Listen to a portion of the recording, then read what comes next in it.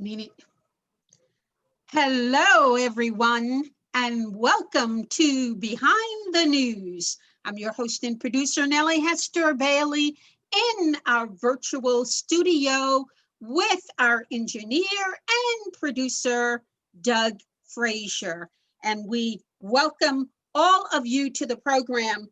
We have a very special guest today, and we're going to be talking about politics, something of significance not only for you if you live in the 7th Assembly District here in Harlem, but also the changes that are taking place not only on the national scale, on the national level, but also locally. These are changing times, and we see it in local elections as we are witnessing here in Harlem, because incumbents who have been in office for years are now being challenged.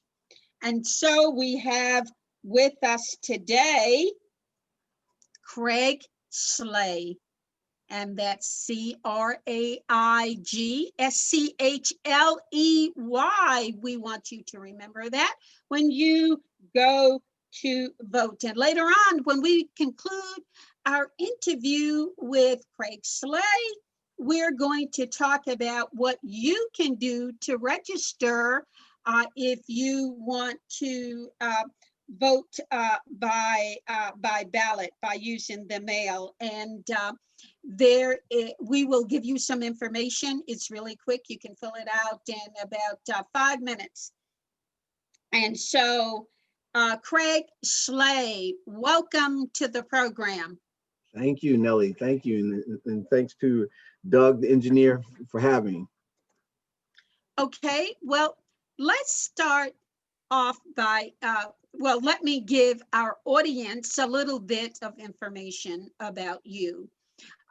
You have lived in Harlem for decades. You have been actively involved, most notably around challenging the rezoning of 125th Street. You filed a lawsuit. My organization, the Harlem Tenants Council, was one of the groups that joined that lawsuit to stop the corporatization and the ethnic cleansing of Harlem's commercial artery of 125th Street. You went to law school. You have graduated from law school, and you are an adjunct or an assistant professor at BMCC, where you teach a political science course. So let's get started here on your campaign. Now, you went through a number of how does one best describe it? A number of mind-blowing challenges from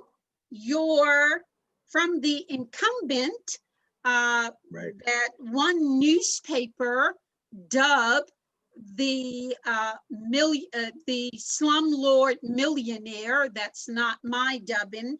That's that I believe of the New York Post or the Daily News. But let's just talk about you, and let's talk about your campaign. And what was the motivating factor for you to jump in and take on this enormous, very necessary task to change the status quo here in Harlem? Well, thank you, Nellie. You pretty much framed it just right. And I thank you for talking about my background, and you got that right too. Number one point is I observed throughout the years and the decades here under the current leadership of the incumbent in the 70th Assembly District, and watch this community just begin to vanish. Its culture, its way of business, its long-standing neighbors, And I felt as though that no one should be kicked out of their community. And it revolves around land. And even Malcolm X said land is a material basis of all economic and political power.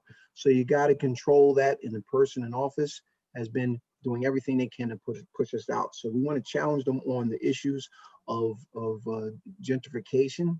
We want to challenge them on issues of the jobs, creating an actual industry up here that would keep people here. And want to challenge them on an ideal that the issue is not who comes into a district, but who's being forced out. Now, those are broad approaches, but that's the brief answer to your question.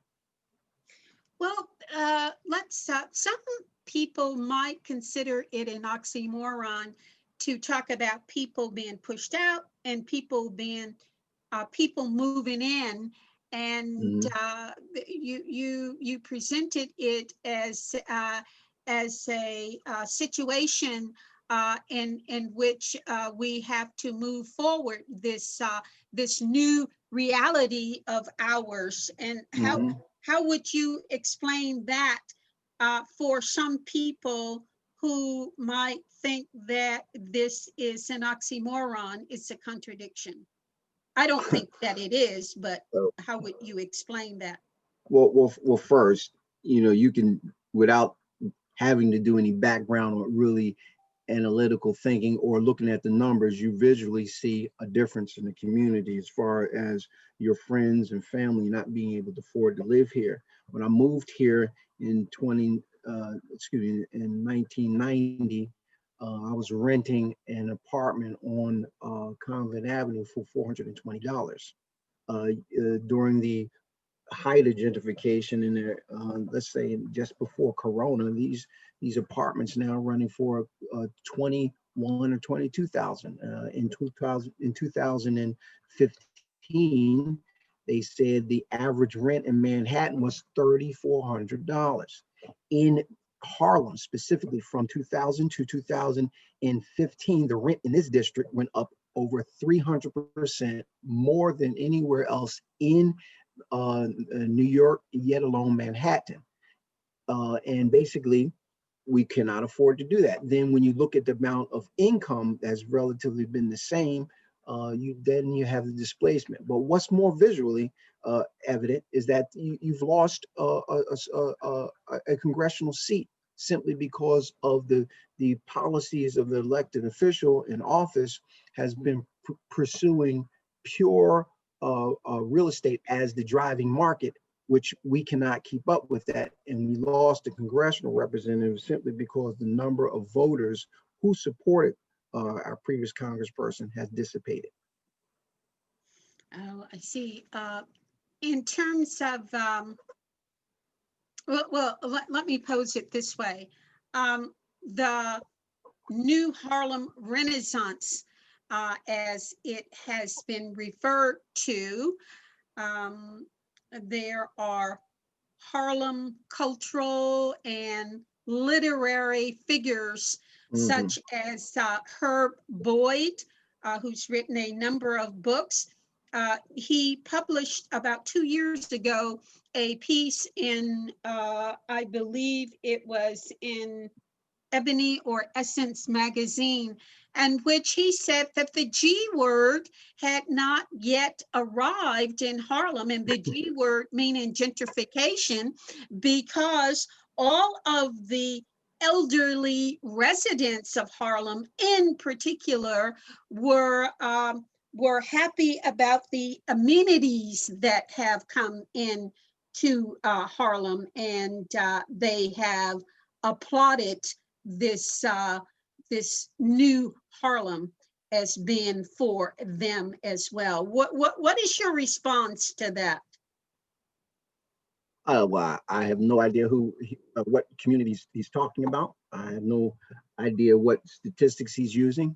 That is actual, maybe it's a prefabricated approach, a mythical approach. But just look around.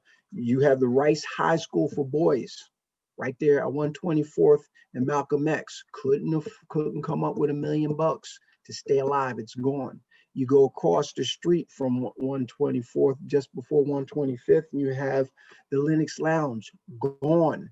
What's there now? In the middle of that block, you have a Wells Fargo. You have a Wells going.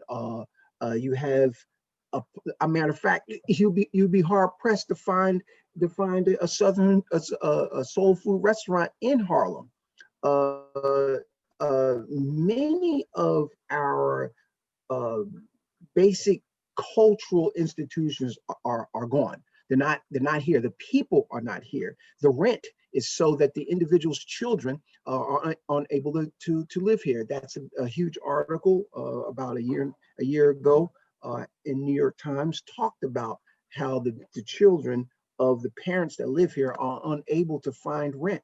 You have people on my campaign actually talk to some politicians, the elected officials up here, talking about they can't afford to live here, and what was told to them: if you can't afford, just get out. That's because the reality of the matter is it's inescapable. You cannot talk about this in no other cold terms that you just cannot afford it. And now that you have the results of Corona, the fact that people could not afford, they barely could afford to live here. Now the individuals who own property, who actually rented commercial space, can't afford to do business because there's no one buying their business, and they cannot actually pay rent and no business.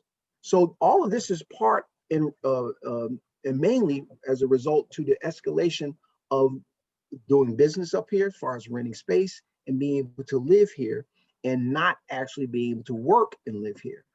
So you have a vacuum in various ways. So I do not know how someone could write that. There's nothing written that I know about that would support that. No facts that would support that. To buttress his argument and that of others who join him, these are Harlem leaders, there was an analysis of, as long as Blacks were in charge of the cultural institutions of Harlem, it will remain a Black community. Now, there are certain flaws in that, because when you look at the board of directors of these institutions, that certainly is not the case. And all of the major cultural institutions in Harlem have had severe funding issues. Can you talk about that a little bit? Absolutely. We don't even have to go to the institutions. Just look at the representation. It's Black, and Black people aren't here. They're being forced out. They're barely holding on to a plurality of voting control in Central Harlem. Central Harlem goes from 110 to 145th, but the city council district grows. And when you start growing outwardly, you start marginalizing Black faces and Black votes. This district is being ran by Black people, but you clearly cannot deny that they are being forced out of here. That's a fact. And this is common knowledge. So you don't even have to deal with who's chairing the community's boards, or who's chairing the nonprofits, who's chairing the business entities. The elected officials themselves are Black, and yet they're kicking out their own neighbors. They're actually having a cannibalistic approach to politics, that their policies erode their ability to stay in office. So that's evident. That's a fact. That's an excellent point. You have the Black politicians here, or as they are called by some others, the Black misleadership class, who have eroded their own political base. If in fact their supporters are leaving in record numbers, then what is the point in them having a base and other people being elected? I'll give you an example, Nellie. Our incumbent owns property right off of Adam Clayton Powell in 128th, I believe, 128th.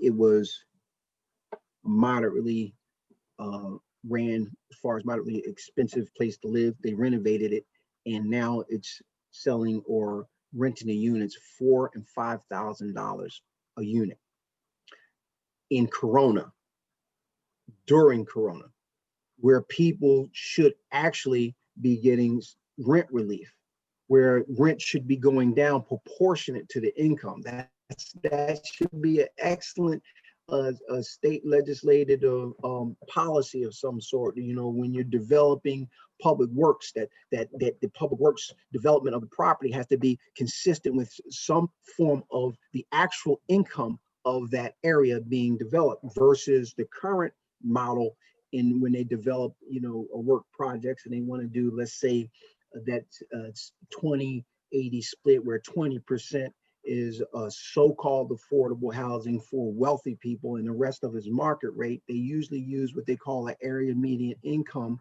to say, hey, we're making it consistent with where people are actually making money in the area in which we are developing these projects.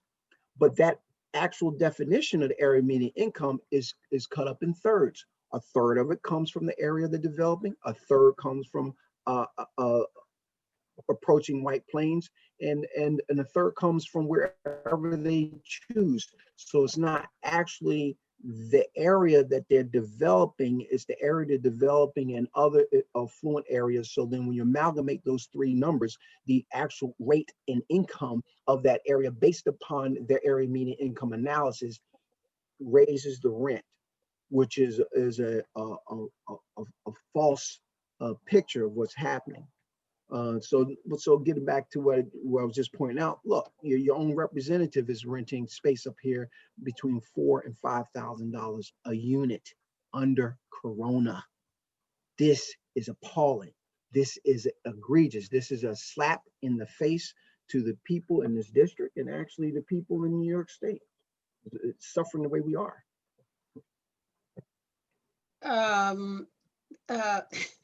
When you, and speaking of the rents, we had in 2019 when the universal rent control legislation passed in the New York State legislature, your opponent, incumbent Assemblywoman Inez Dickens, wrote a letter to her constituents who, and she complained about the very modest gains of that legislation was harmful to landlords, and in particular to Black landlords. Obviously, she was referring to herself.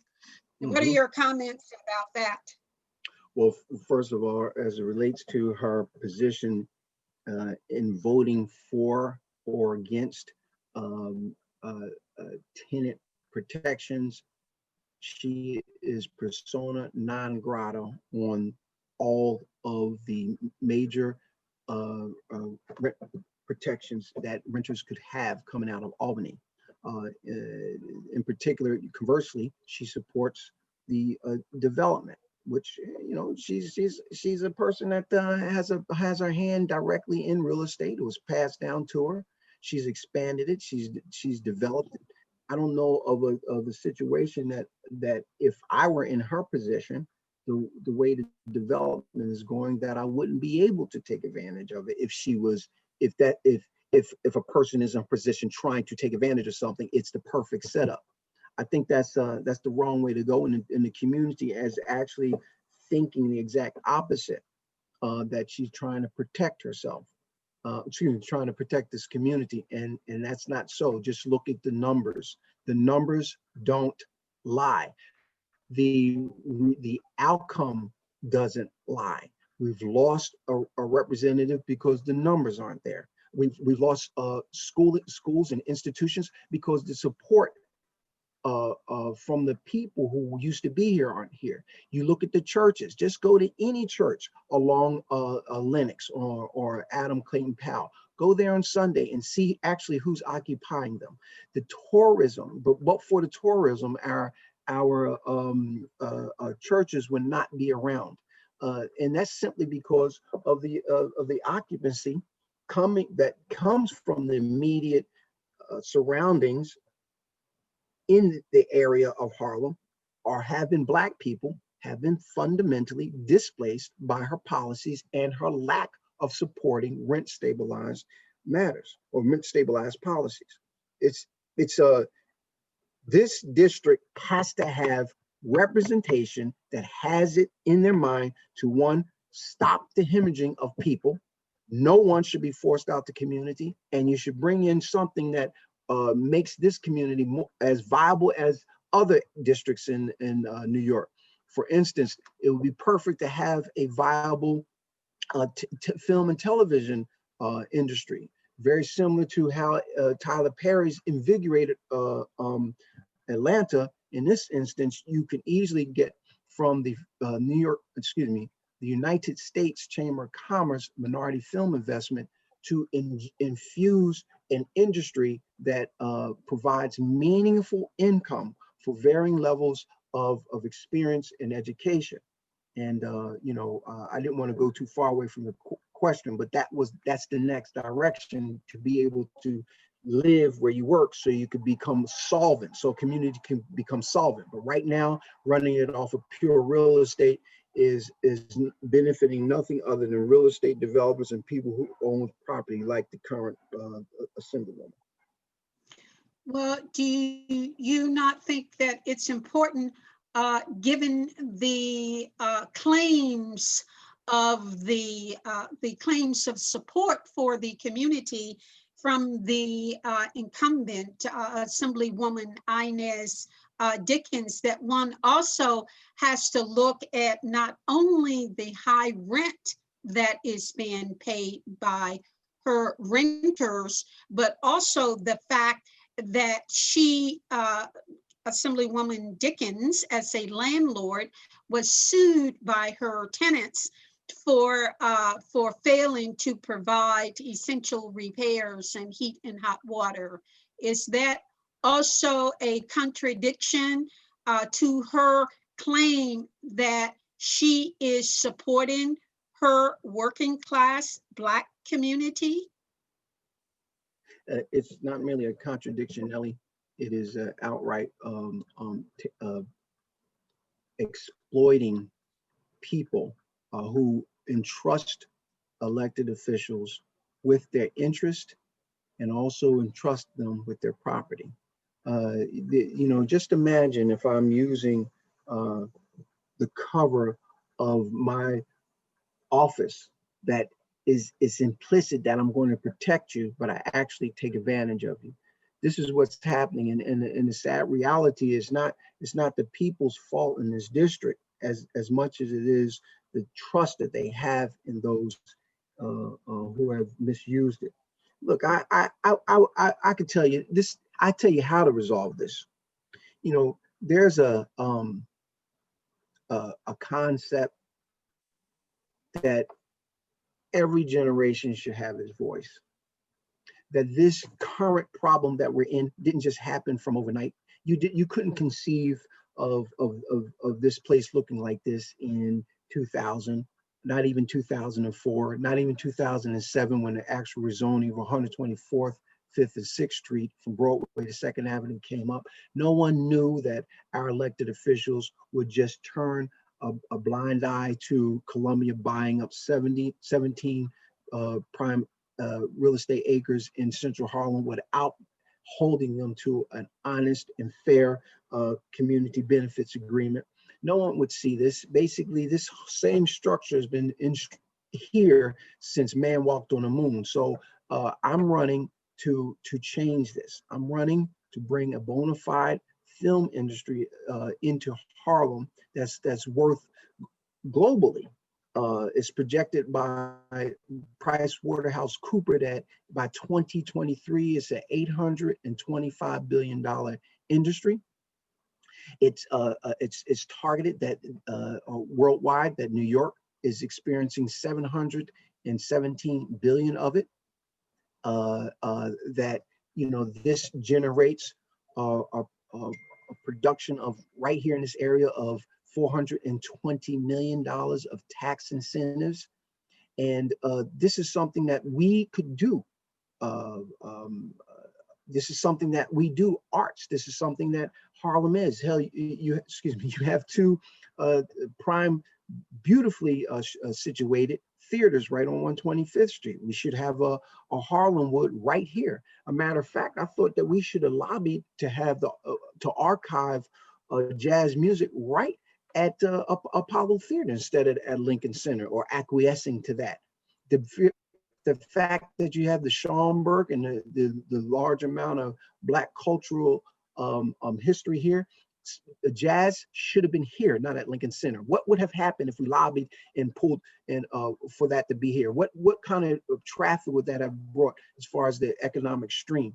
These are things that our representatives should be thinking of, and there's still room to do it. It's just that we have to change the political direction we're going in. And in particular, we have to also consider that the government has already begun letting large amounts of formerly incarcerated people let go. There has to be an approach to dealing with them in our community. We also are experiencing a large amount of facilities used to rehabilitate drug abuse.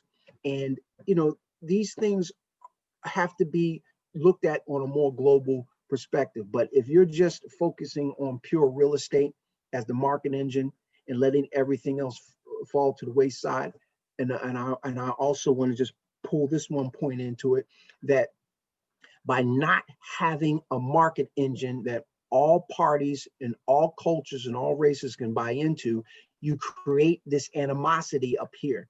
You have a disjointed way of going about things. You have extreme wealth, and you're having poverty, and then abject poverty.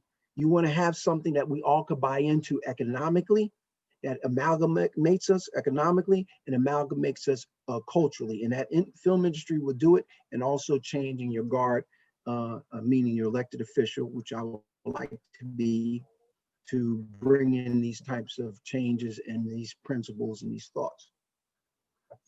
Well, you have really stuck to this process, which has been rather arduous for you, just in terms of the number of incidents that have taken place that led you to finally being placed on the ballot. Can you walk us through some of this so we can understand how you ended up, in fact, being on the ballot when the Board of Elections denied you ballot status? So can you just take us through this time period that you had to go through all of this in order to get on the ballot, and in fact to mount a challenge against the incumbent? Can you briefly run through that for us so that people can understand that this has been a fight tooth and nail? I can. I just want to make a quick correction on the $700 billion. That's not what New York brought in. That's what the United States brought in, US brought in worldwide, and that the $420 million tax incentive is what New York had brought in. I just want to make that correction.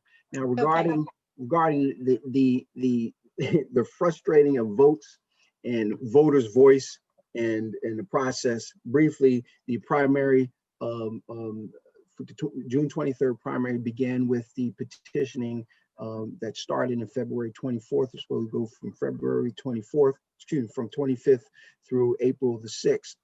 You started getting signatures gathered, and Corona hit, and governor stopped and shortened the petition process at March. We had to turn it in. Once the petition was shortened and Corona set in, the Board of Elections got sick, half-staffed, and the whole entire country, was a little angry with what was going on, that there was not enough support coming from the incumbents. People were not working, and it set a context that the challengers would benefit from, simply because they knew the public wanted a new change of guard. That attitude precipitated I'm going to fight the new people tooth and nail. So the Board of Elections took my petition, and I ran for office before. I've never been kicked off the ballot, but this time they said, "Hey, the title of your office that you're seeking on your petitions confused the voters to the point that we want to invalidate all nearly 800 signatures that you had because the courts were closed and they created new filing procedures that then forced me to have to learn the new filing procedures, and we were late in filing and within the court, meaning we filed in the court, but the system delayed it, and the court said, we don't care, we're not going to hear your case. I then argued that to the appeals department, and basically they threw that out, and the Board of Elections won by default. Now, the significant point I want to point out to you is that the Board of Elections are made up of hired persons that were hired at the behest of elected officials. Elected officials were definitely being protected by Corona because things had changed and they knew the rules and folks on the outside didn't. I'll give you a good example of the mischief that was occurring. If people recall that the governor changed the presidential primary from April 28th to June 23rd.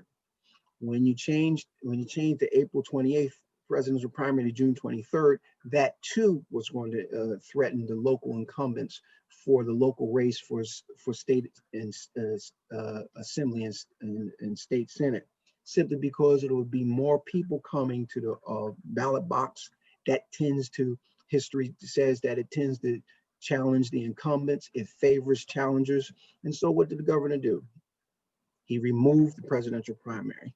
Andrew Yang, who was the presidential primary candidate, sued the state and the Board of Elections and federal court, had the presidential primary put back on the ballot. And when I say remove, meaning you would go into the ballot box on the 23rd and not see anyone for president.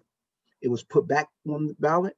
Tish James, who runs on a record of being, fighting for the rights of the little people, actually then, after it was put back on its 23rd ballot, Tish James, who was the New York State Attorney General, sued in the Second Circuit Court of Appeals, which is one court below the Supreme Court, to remove the presidential primary for the second time.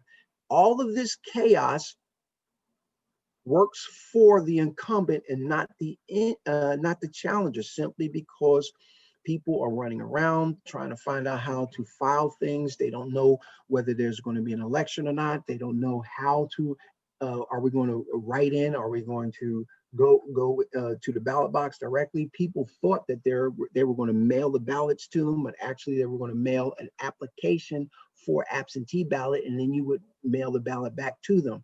All of these things confuse the voters, and it lowers the amount of people at the bowl that actually involve themselves. So ultimately, we were kicked off the ballot for the 23rd of June. And specifically, it didn't just stop there. They didn't just remove me. I would presume that, and it's safe to presume that the Democratic machine here, not the Democratic Party, but the Democratic machine in this district, gave it to Inez and removed her name from the ballot completely, so no one could write my name in or even their own name, or not vote for her. So you had no chance to vote for anyone for the 70th Assembly seat in the June 23rd primary. She walked in office, or stayed, or basically got that seat without one vote cast.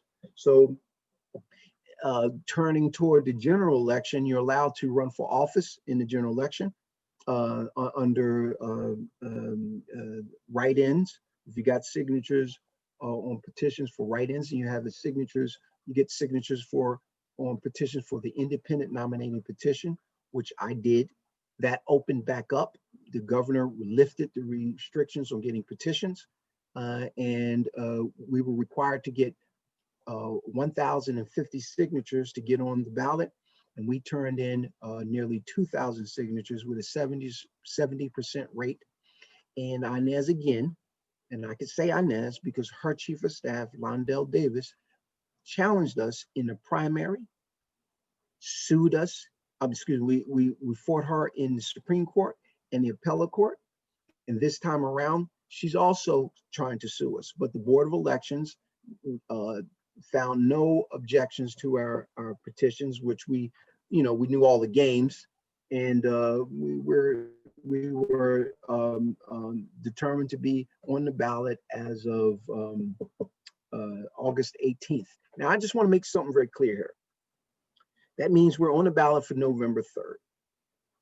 As an independent Democrat, I'm a Democrat, and it's just the independent nominating petition, not the Independence Party. It's just I'm a registered voter, I'm a Democrat, I'm on the ballot.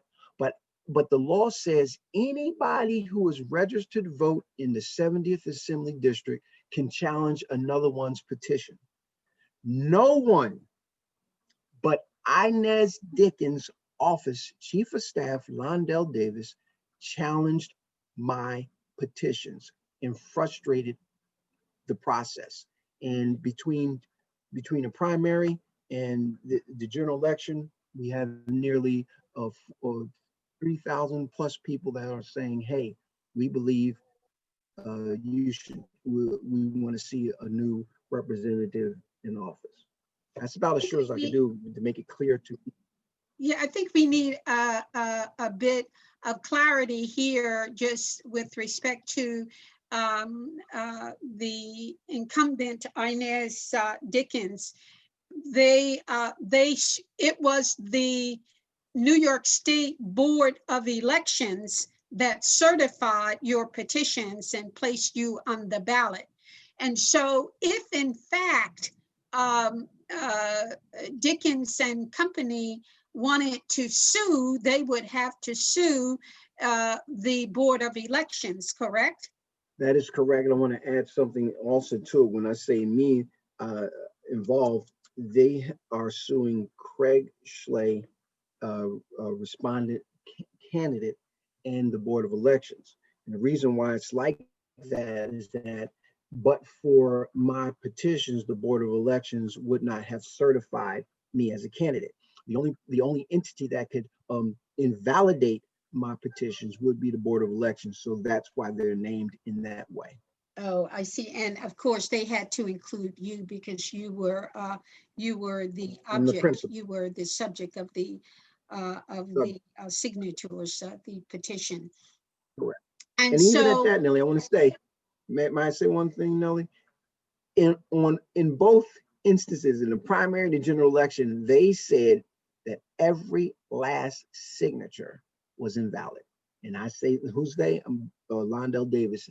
And that is just absurd. It's frivolous and should never seen its day in court. And neither case should have the Board of Elections ever honored it. Okay, so Dickens and company sued the Board of Elections and you as a respondent, and then they just dropped it. They didn't show up at the hearing, didn't voice anything at the hearing. Can you sort of end this and tell us finally what happened?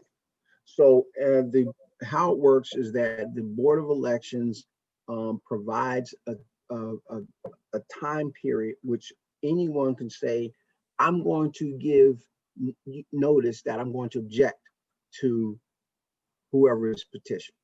Londell was supposed to do that. At a certain point in time, they were supposed to then give specific indications on our petitions, what's wrong with them. They didn't do that. And then the Board of Election has a hearing on their findings and then hearing on whomever wants to object to their findings. In this instance, the Board of Elections said on the 18th of August that Craig SCHLEY's petitions that he turned in 1,900 and close to 2,000, 500 something were invalid.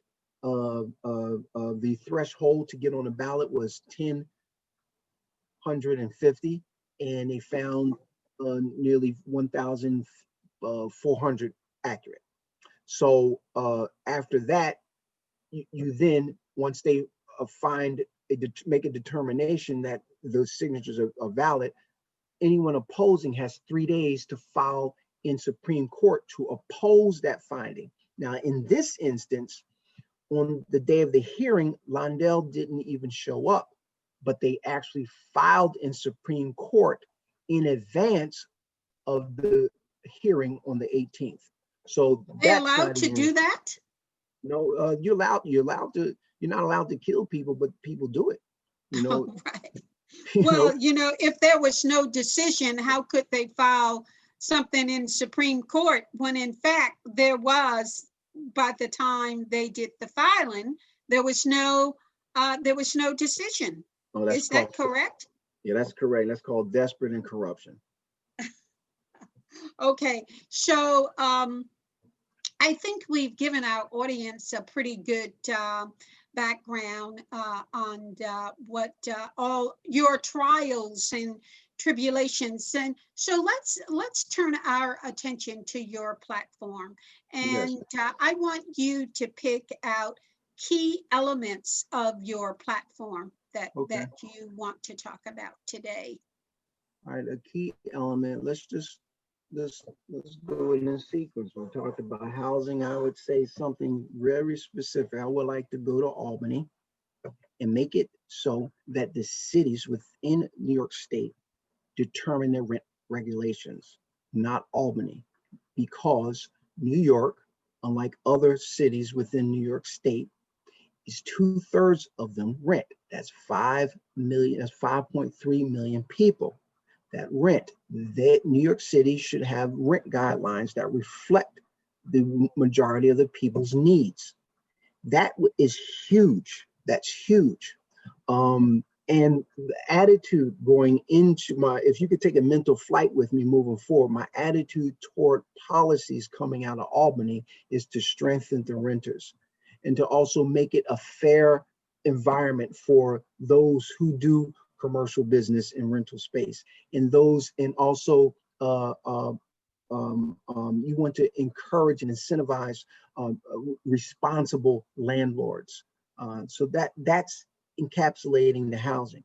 If you move to the jobs situation, you don't realize anytime you have a job works development in the community, you want to make sure that the people are learning a trade. And I want to fight for that pay, which would be on the job training for all state funded infrastructure projects. Harlem residents can be trained to be skilled in professions capable of demanding real wages. And this is very well possible. I used to be an electrician. I knew the value of being trained on a job. And the reality of the matter is they say these things in community benefits agreement. And when they involve the state and state funds, it gives any legislator to speak up to make sure that they actually fulfill it. There are more than enough trade programs around here and facilities that I visited up in the Throgton Neck area that could train them. In a longer session, I could tell you more about it, but that's very serious. That's something that has to happen. And in particular, every $1 billion spent in New York City on public projects should go toward training at least 1,080 residents to be skilled craftsmen. That's a little math I looked into. That should actually work, and that should be true. In particular, since I talked a little bit about the film industry, I'm not going to go into any more detail. I'm going to use up your time, but we want to bring a bona fide film industry up here. And people that ask, "Oh, where are you going to put it?" I said, "Well, look, I believe the community should decide that." But it is something that this community does. We produce entertainment. We're good at it. We study it. We act in it. It's something that we can. It's an industry that it levels the playing field. And I told folks, if you look at entertainment and how we are juxtaposed to it, nothing's bought or sold in the United States, yet alone the world, without some kind of music or jingle to it. we produced music in the United States. And just think about if we commodified that some type of way, like people who own the internet commodified that.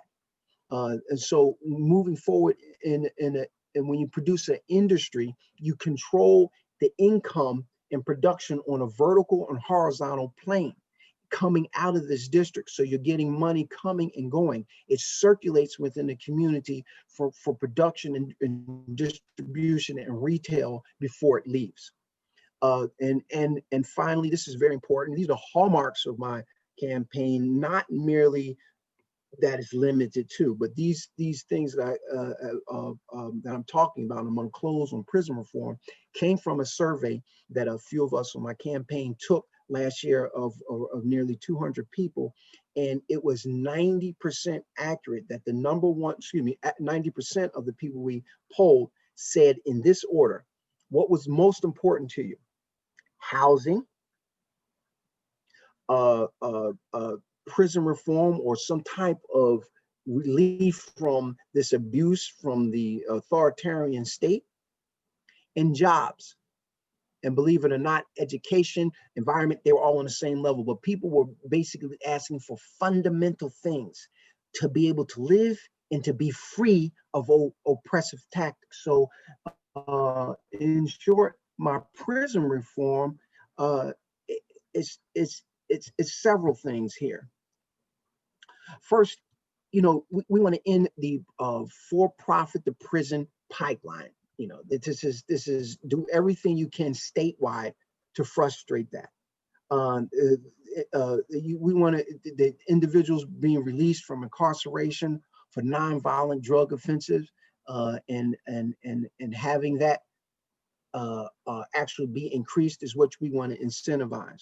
We want to actually, I think, when people are talking about police reform, what I would like to see done is people focus on have legislation focus on the deals that the NYPD union makes with the state agencies, that they have what they call a 48-hour rule of silence, meaning anytime a police officer violates someone or violates your rights, and you want to sue them or depose them or have an attorney go after them and want to question them in immediate sense of after the issue, they're not allowed to be interviewed until 48 hours. Also, we want to be able to have in this city a rule overturning the police department's rule that you don't live where you work, that you only stay in your area for a short period of time. So officer never develops a relationship with the community. And if they did a violation, they're going to be rotated out of that area and you would never be able to find them. So those two things would make a huge, huge difference.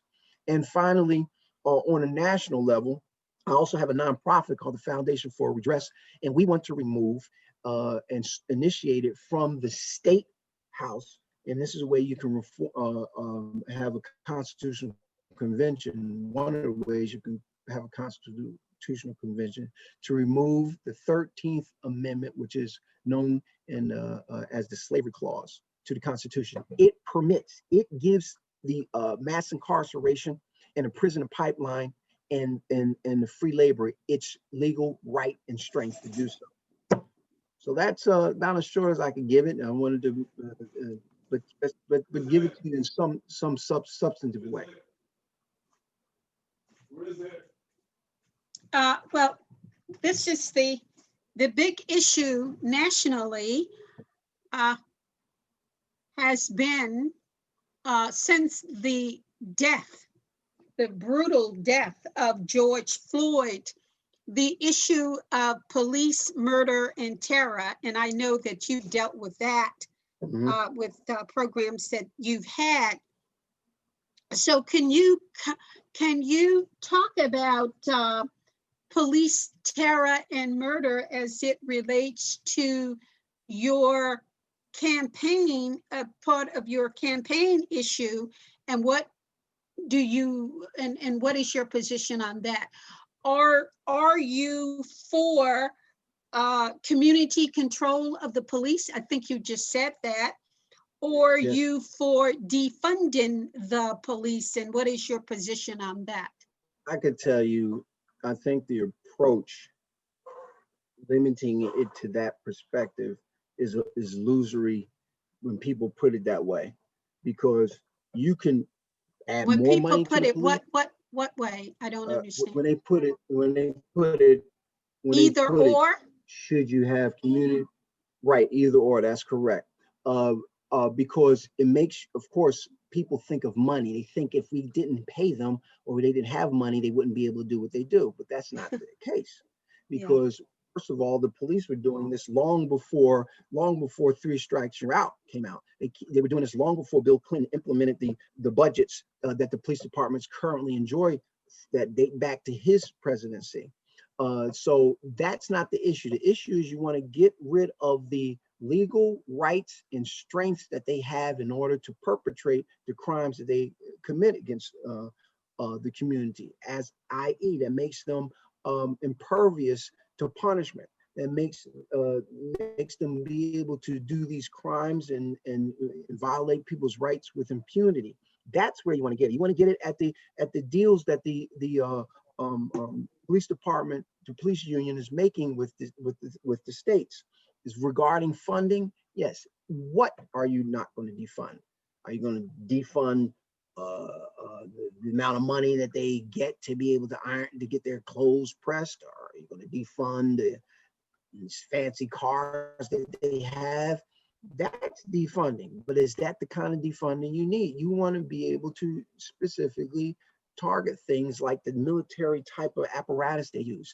I remember in the 90s, they were actually where they were going from a certain type of bullets that expand when you're shot, meaning that it doesn't take as many bullets to kill you.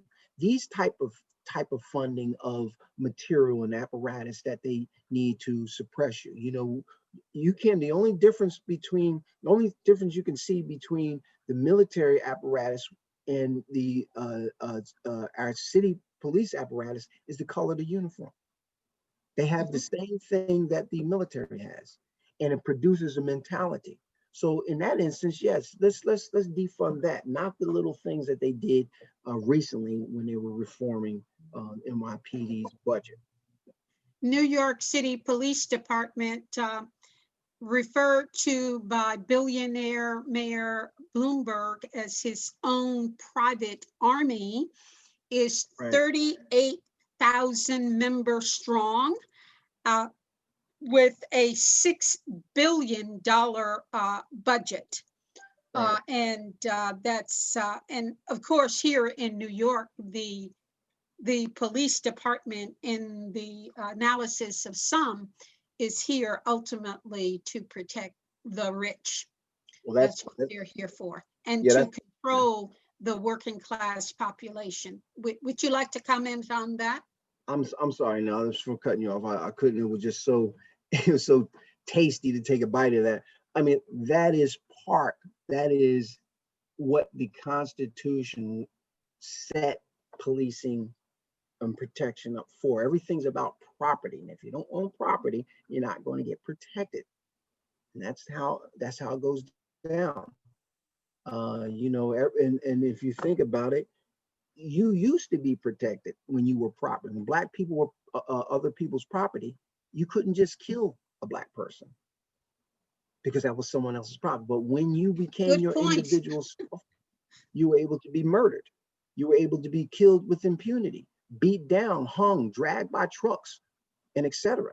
So everything's about property. We have to change our fundamental approach to our society. And I think what's happening right now, what we're seeing, not just locally, but nationally and internationally, is a political civil war that's dealing with the ideological approach to way people are governed, not from the top down, from the bottom up, and they're fighting us tooth and nail. And I just want to say this: it's not just Trump's restrictionism and authoritarian approach, but those same tactics are being applied right here in the 70th Assembly District, locally.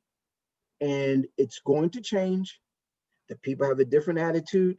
And for the first time in years, I don't recall Inez Dickens ever having a challenger, but she has one now, and the community's voice is going to be heard. And while gentrification may have changed the face of this district, and that came from Inez, we believe that we have its new voice. Well, speaking of gentrification, since the pandemic, thousands of New Yorkers have fled the city, thousands.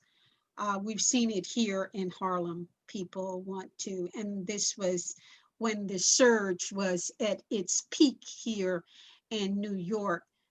Can you talk about the impact of the pandemic on gentrification, if in fact you believe there has been any impact, and how do we move forward?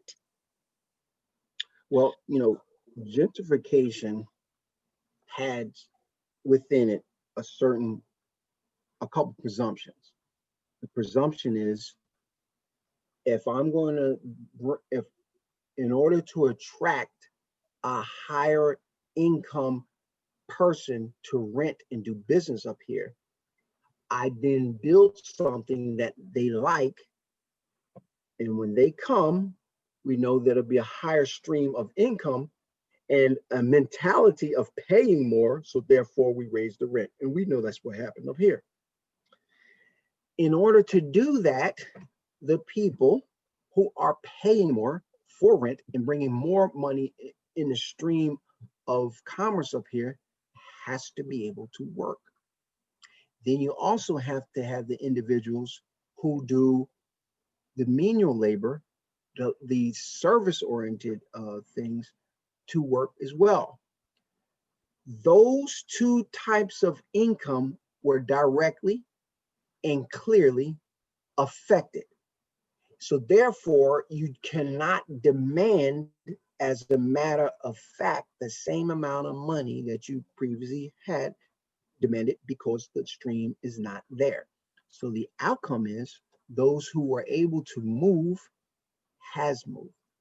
And those who are staying here at the behest, at the whim of the government's ability to provide resources and promises to help stabilize the problem. But the problem now is the courts are inundated with housing court issues regarding evictions. They keep delaying evictions to keep our mind off of the important things and now focused on election, but that's a problem. The corona and the corona pandemic has stifled the ability to have cash flow through our communities, and in particular Harlem, and its rent has already begun to drop. And the latest last month in New York Times, they said 62% apartments are available today than they were prior to Corona. It raised, the availability went up 62%. That's insane. That means that people aren't renting, people aren't leasing, and etc. So it's got to change. We're in a position to change. I think it will benefit gentrification in that whoever's up here, black or white, we're going to find a way to make it work. We're going to dig in, and the people that want to stay here are going to find a way to make it happen, as we always do. We're New Yorkers. We're tough. We work through 200 stories collapsing, and we still went to work the next day. When there's a blackout, we're still working. Who else does that? But that's a New Yorker's way, and that's a Harlem's way, and we're going to make it through this. But it does affect gentrification directly. I have two more questions. That is, I'll make it brief. Curious about your take on this. You don't have to make it brief. Is okay. That certainly this pandemic has changed the city in so many different ways, from population loss, the slow pace of gentrification, job loss. The Mayor de Blasio is going to be laying off, I think, 22,000 municipal workers. That number could be higher. Some bars and restaurants have been very open about the fact that they are not coming back. It's loss, that these losses are unsustainable. And we see storefront after storefront close, business after business after business close. So I'm just very curious, what is your vision of New York City when this pandemic, I shouldn't say over, who knows, it could go on another year as this pandemic work itself out. What are you most concerned about, and are there advantages to be taken in this crisis? And how does one look at this crisis, not only currently but also in the future, if that's not too? Well, first, the pandemic and a crisis has caused people to be a little more humane, in my opinion, in that they are all put on the same plane. They're affected the same way. They're dying the same way. They don't have the accommodations and amenities that they previously had. This mentality and this hunger, or this basic a primal need, makes it possible to introduce legislation that you couldn't previously do. Can you just think about it? Last year, could you see the government saying, we're going to just send you some money? No. So today, right here in this state, the governor could implement some New Deal concepts, some public works statewide. You're laying them off, but there's plenty to do. There's plenty of potholes. There's plenty of streets that need to be cleaned up. There's all types of things that you can be creative in doing. The schools themselves, they need to be cleaned. The public schools that we're here, the beautiful that the transit authority has been able to clean the transit, but what about our city streets and etc.? So the governor also should think very hardly, and legislators should, and I think they're afraid to, but they should be implementing some type of incentive for landlords to disincentivize them from evicting people. Now, granted, they have to, they have taxes to be paid. They have private property, but the government has ways, and it has immense power to incentivize people. And I don't mean to incentivize by punitively, but incentivize them, saying, hey, we can give you X, Y, and Z if you reduce rent by some, X, Y, and Z amount. I mean, and I'm using general terms here because I don't have access to the numbers and statistics, that the data that the government would have to say what would be fair here. So, but approaching it, I know the data is there. I know the will of the people is there. I don't know if the current representatives are taking full advantage of the situation. So in short, public works could be initiated under this environment. The governor needs to start putting people to work on our environment, cleaning it, potholes, hiring folks for all types of things. Hey, if they want to hire police, hire community police officers. If they want to create some agencies, create some agencies for some psychological and psychiatric help that people are needing under these situations. Create some agencies to help people deal with their housing issues. Create some more agencies where people can actually speak to and actually have a system where you actually can speak to someone on the phone. Hire them for that, because the services are there, but we don't even know how to access them. So yes, public works is possible. The people's minds are unified because we're all in the same foxhole, and that it just have to be creative and incentivize the landlords and protect the renters. And you cannot stop people from working, but yet demand that they pay rent. It's just insane, and that's unconscionable. The coronavirus has disproportionately affected people of color, Black and brown people. and it has had its impact here in Harlem. Can you talk about that? And Um, how do you address that as part of your campaign? Because of course, when you were collecting signatures, you were out at the height, almost at a very heightened period of the virus. But what are your thoughts about that? I'd like to take the opportunity first, Nellie. You raised a good point that, you know, my uh, campaign is ran off of volunteers. They risk their life to have a meaningful political process, for votes to matter. They got signatures during the height of Corona. My campaign manager got sick. Two field coordinators got sick. One of those field coordinators' father got sick and he died within 2 weeks. My strategist and his mate got sick. And this time around, meaning when we got signatures for the general election, the previous people I talked about getting sick, that was for the primary. General election, we still were wearing masks. We're still under Corona, although it's not as it is not ravaging us the same way or at the same rate. They still put their lives on the line to do public service. That ought to be applauded. All the people out here doing work that are necessary ought to be applauded. And that no matter what people understand, this political process must continue some type of way. And this reminds me, if I'll just take a second, that Mary McLeod Bethune said, during these times, it's we the willing who have been, we the willing, led by the unknowing, have been doing the impossible for the ungrateful.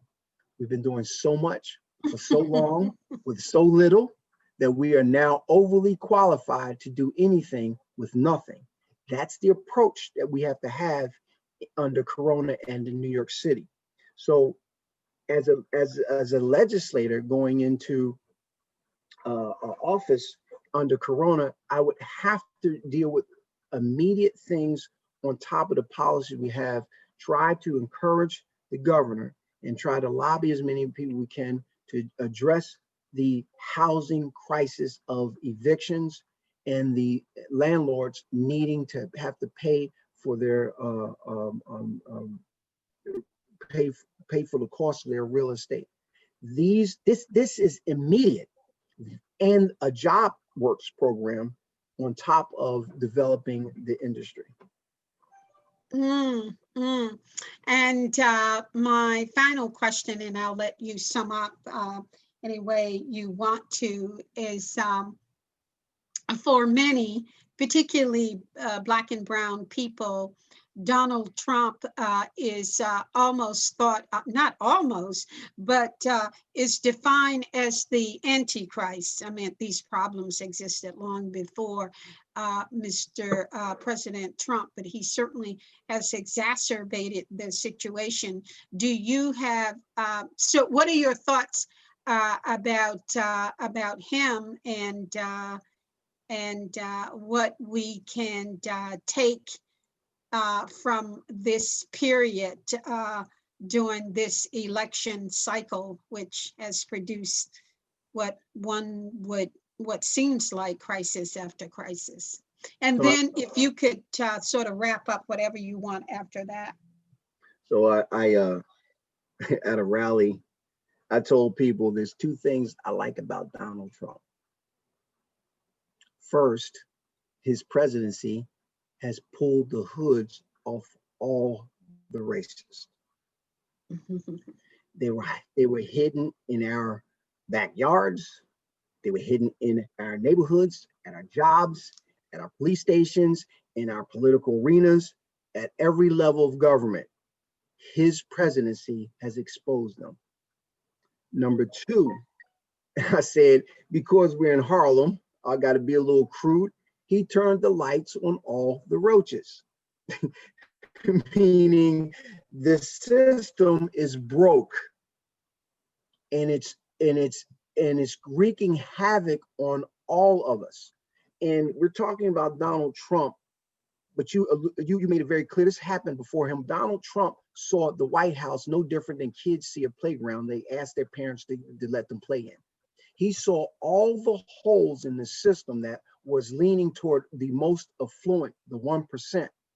He saw all the abilities to take advantage of the most vulnerable in our system. And people don't realize that the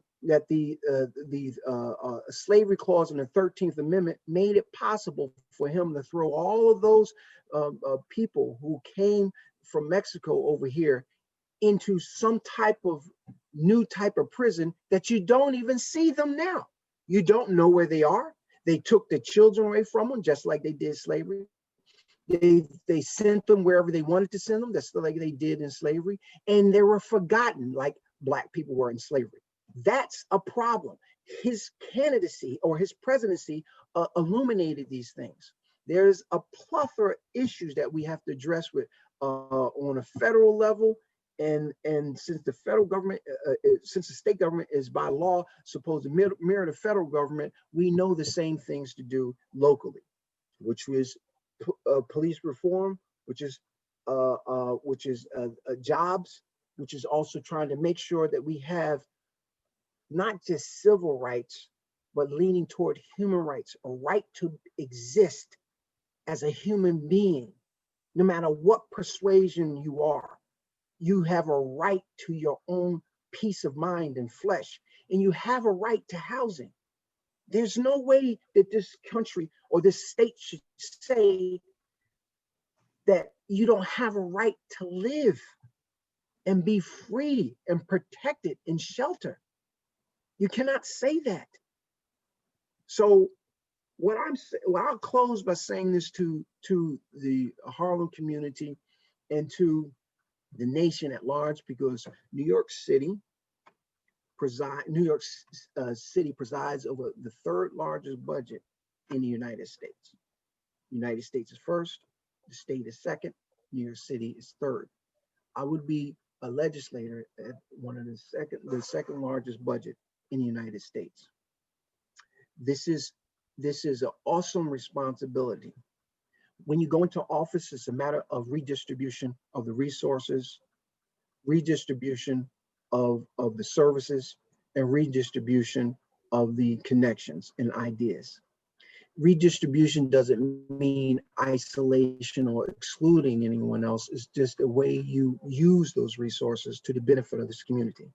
I can tell this community without any compromise or ambiguity, my position is that no one should be forced out of this district.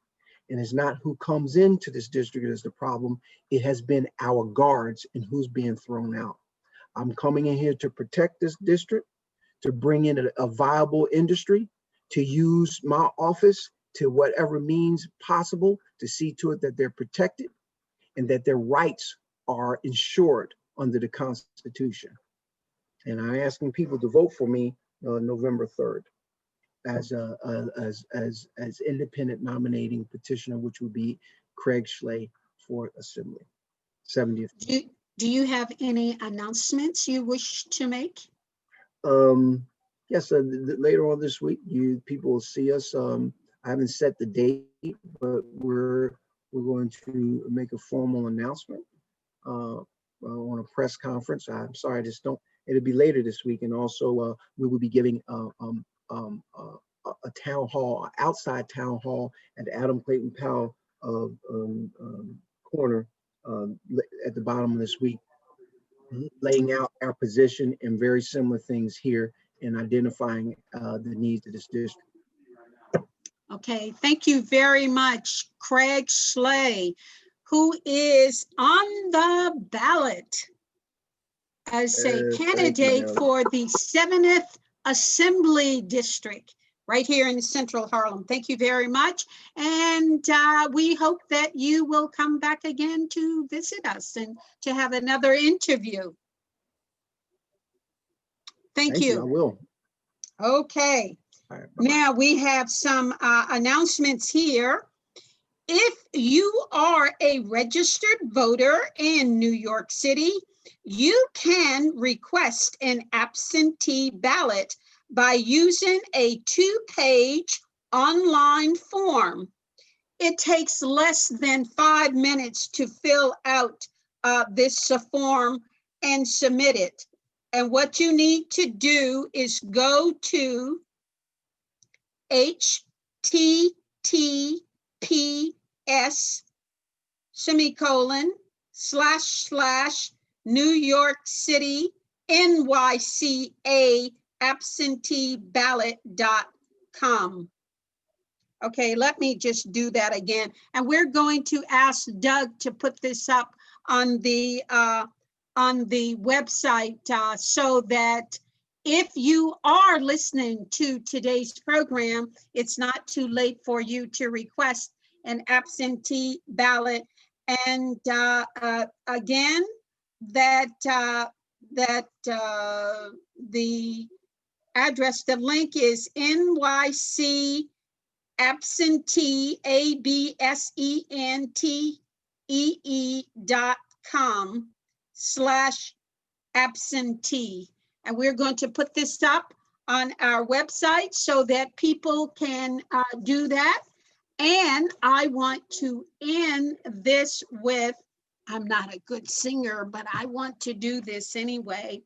This is a happy birthday to Layla Rose. Layla Rose, happy birthday to you. Happy birthday to you. Happy 1-year birthday, Layla Rose. Happy birthday to you. Okay, folks. Layla Rose is Doug Frazier's granddaughter, and today she celebrated her first birthday. Thank you so much for joining us for this program, Behind the News, and we interviewed Craig SCHLEY. He is on the ballot for the 7th Assembly District race. So be sure to vote for Mr. SCHLEY. That does it for us. And thank you so much for listening.